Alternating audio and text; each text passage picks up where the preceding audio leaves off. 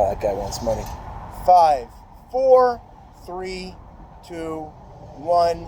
And we are live, and we are previewing now the semifinal matchup Thursday night. Right. This is going to be the number 2 seed versus the number 3 seed. First of the final 4 playing. So This is big. Saban with the Predators. Taking on SJG, who is a back-to-back champion right now. Wow. Really? Nobody has ever won 3 in a row. And we've had people attempt. We had T.I. and Sammy attempt, and they fell short. And now SJG won 2 championships in a row, going for his 3rd. That's a big one. And that's big. Yeah, it really is big. Rookie pitcher. Not a rookie player, but Yehuda Fallis is, he pitched a little bit last year when Edmund Beta couldn't be there. He proved to everyone this year he is a legitimate, bona fide pitcher, and it will not affect his hitting at all. That we know. Affecting his hitting, he's a strong young kid. It's not going to bother him. But this is Yitz Sutton, my son, who won the World Series last year against Stephen Gindy. And guess what? Yitz Sutton beat Yehuda Fallis last year, who was playing a position left field. So there's a lot of interesting factors here. Yitz going against his old captain. And the winner of this series is going to be in the World Series. No jokes here. Saban went back to the well with a lot of veterans, but went with the young Yitz on the mound. And Stephen Gindy, of course, went with his... let's give credit to Yitz right now. He was taken in the first round, and his first round slot obviously was smart because they're in the semifinals. So good job, my Yitz. That's right. And what's going to happen here? We got Allie Marshall, the ageless Allie. He's playing a shortstop. I think the gold guy on this team all season defensively has been Whamma. Yeah, Whamma, even after he hurt his shoulder, he gutted through it. He's been a stud defensively. He always is a stud defensively. Yeah, but I think he anchors. Allie's been very good at short, but I think Whamma, with his range going all over, anchors a lot of that field. And guess what? Before you move on to Barsano, Whamma's hitting a little bit too. He did. He has been hitting. The last 3 weeks, he's been swinging a pretty good stick. Yeah, so he's been a guy for them. And like you said, the front runner for the MVP, Mark Barsano, is literally carrying that offense on his back, and that's saying a lot when you're playing with 2 Hall of Famers on your team. They put him in the leadoff spot, and he's been electrifying every single week. Yeah, listen, and it's like you said, it's consistent. It's not like streaky like he used to be. He's doing it week in, week out. I think he leads the league in average, leads the league in almost every offensive category. What's cool about Mark, he's fast. Even though he's a big guy, he's very fast.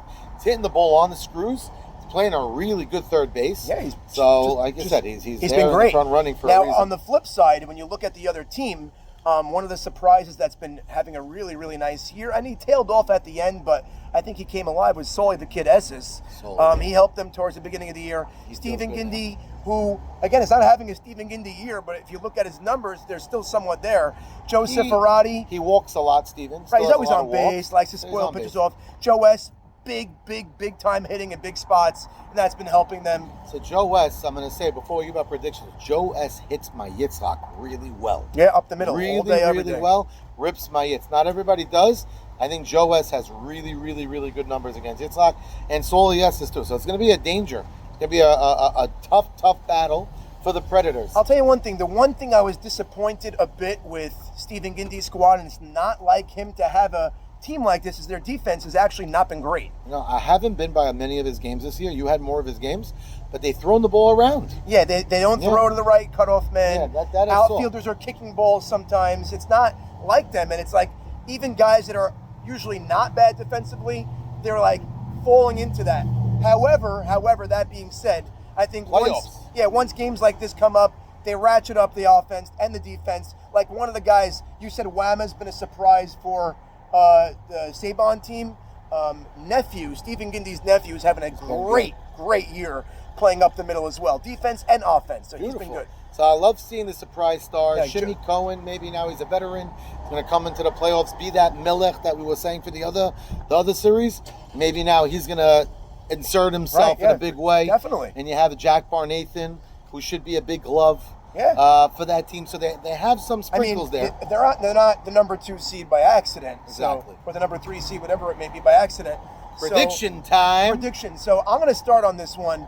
I will never count out the champion, although I know I'm going against all the Hall of Famers and the veterans and former champions, but at the end of the day, Stephen Gindy, you got to beat the champ in order to move on. So I guess it's going to be a bigger hill to climb for Sabon. So I think this is the SJG is sweeping the Predators. Wow. So we only pick sweeps. I hate picking splits. We're not into it. So for tomorrow, for the Thursday night game, I'm going to go with my son. Am I biased? I can't fault you. Maybe I'm a little He biased. did pitch a perfect game in the World Series last year. I'll say this. I think game 1 will be a high-scoring affair, and hopefully they pull it out. Hopefully whoever gets it. Game 2, I think he's going to lock it down and shut them down to a low score. Does get stronger as the night goes. Usually. Because he's just a strong kid and he finds his groove.